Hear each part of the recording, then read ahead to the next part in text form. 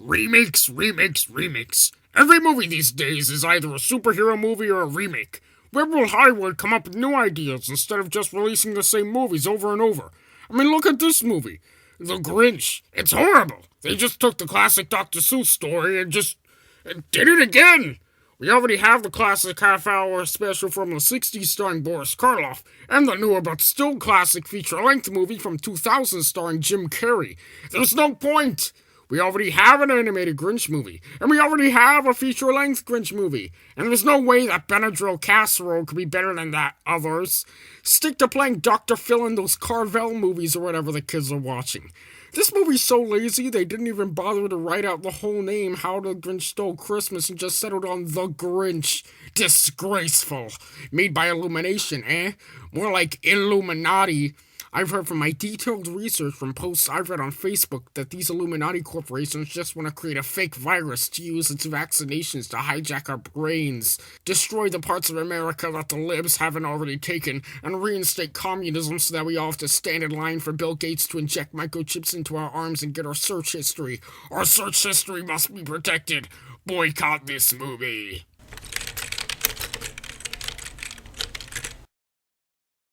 Hey everyone, and welcome back. So it's the holiday season, so I thought it'd be a good time to talk about one of my favorite Christmas stories, How the Grinch Stole Christmas. Now, I actually grew up on the Jim Carrey version to the point where it's not really Christmas time yet until I watch that movie, preferably while putting ornaments on the tree or drinking hot cocoa. But that's not to say I'm not also a fan of the original 60s version. It's an absolute classic. So 2 years ago, when I started seeing previews for The Grinch, I thought it was a solid skip. It just didn't seem necessary. The Grinch-shaped hole in my heart had already been filled. Or so I thought. Anyway, like a lot of people, I assumed that this was just some cash grab retelling of the same story that wasn't worth watching because it wasn't anything special. But that all changed this year. I realized it was on Netflix and thought that maybe I'd give it a watch. To show just how fickle I was about this movie before I watched it, I actually didn't even watch it until I found out that it was leaving Netflix and I only had a few days left to watch it. So I did.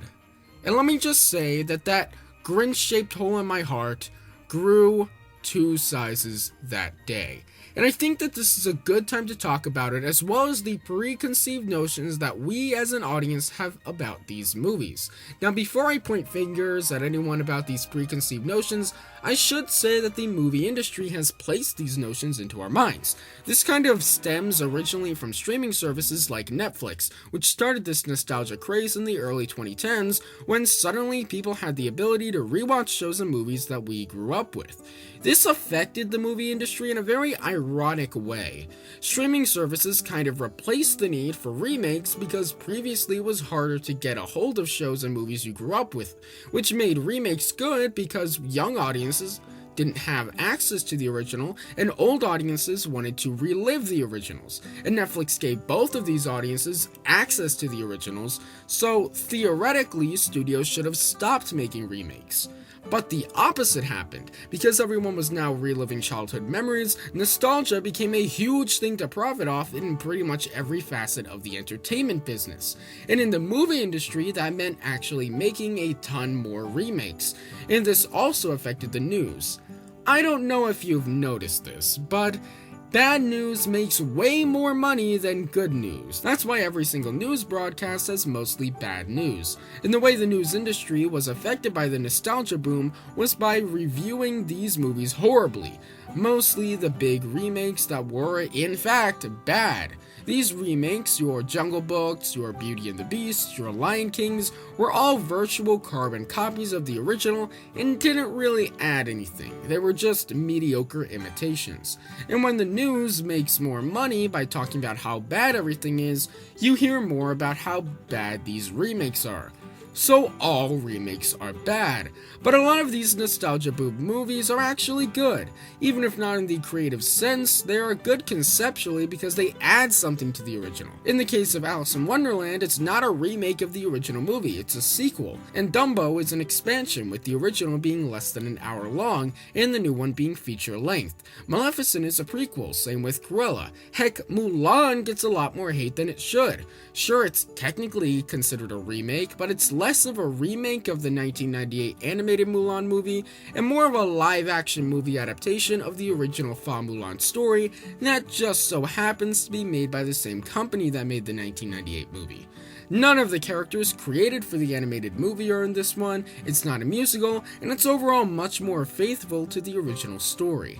And I think The Grinch is the same thing.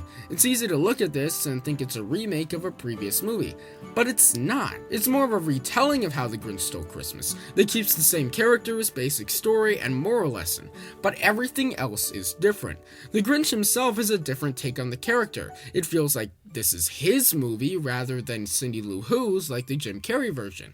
There are tons of new characters and storylines, and while the skeleton of the original is there, it's built into a whole different beast. And it's a great movie in my opinion. If you've watched it and still don't like it, then fair enough, but if you've been sleeping on this, I suggest checking it out. I don't know what service it's on now, if it's on one, but you could also grab the DVD, so don't forget to subscribe for daily videos on the franchises you love, and I'll see you tomorrow. Bye.